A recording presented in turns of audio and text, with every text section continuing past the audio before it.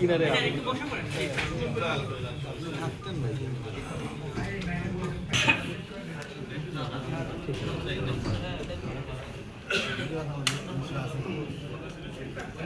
স্বাগত জানাচ্ছি।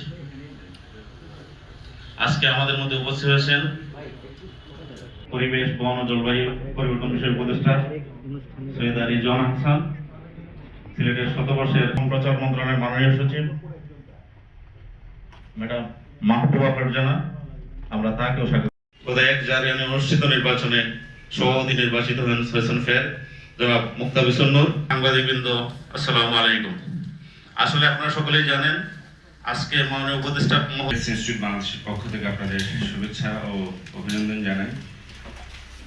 এপার ওপারের ব্যবধান নাই, আমরা সবাই যেটা যুগান্তকারী, তার জন্য আমাদের সময় এবং প্রস্তুতি কম কাভার করতে হয়, এবং সেটার মধ্যে দিয়ে সাংবাদিকের যে বড় ভূমিকা, প্রশিক্ষণটাকে সাজিয়েছি যে নির্বাচন সম্পর্কিত যাবতীয় বিষয় সাথে সহযোগিতা নেবেন এবং সত্যতা প্রকাশ করবেন, কারণ ওই সময় সত্যই হচ্ছে একমাত্র অস্ত্র। সাংবাদিকেরা বাস্তবতাটা নির্মাণ করেন।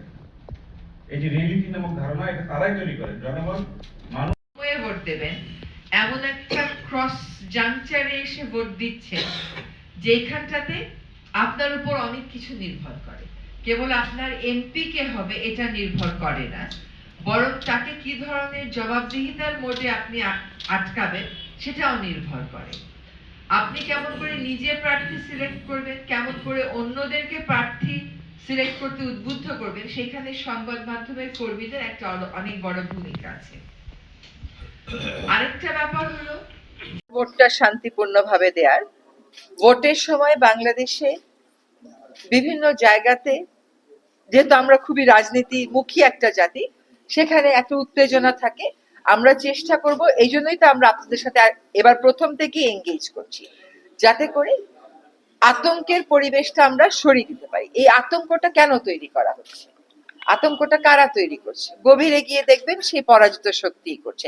তো তাদেরকে যদি আমরা একটা গণ অভ্যুত্থানের মাধ্যমে সরিয়ে দিতে পারি, বাকি চ্যালেঞ্জগুলো আশা করি আমরা মোকাবেলা করতে পারবো। মাননীয় উপদেষ্টা কাজটা শুরু করছি। নির্বাচনের একটা নিয়ম আছে, তো নিয়মের অনেকদিন আগে থেকে আমরা চাইলেও কাজটা শুরু করতে পারি না।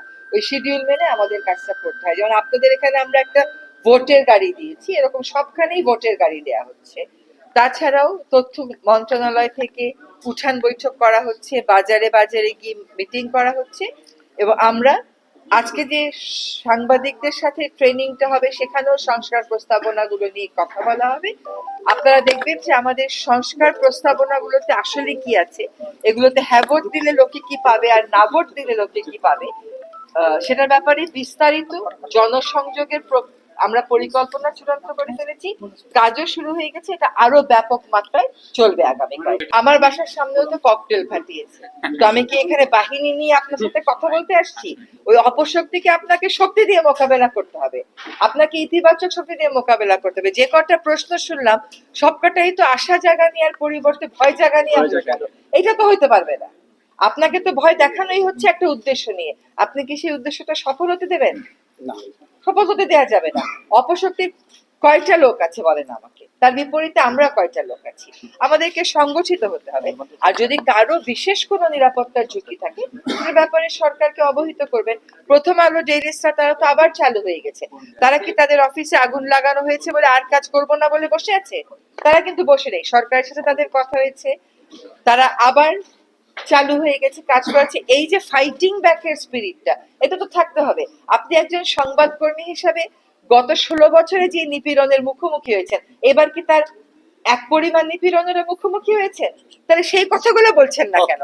সেই কথাগুলো বলেন সবাইকে, মানুষের মধ্যে আশা জাগান, উৎসাহ জাগান। সেটাই গণমাধ্যম সংস্কার কমিশন নিয়ে একটু জানতে চাচ্ছিলাম, এটা আসলে আপনারা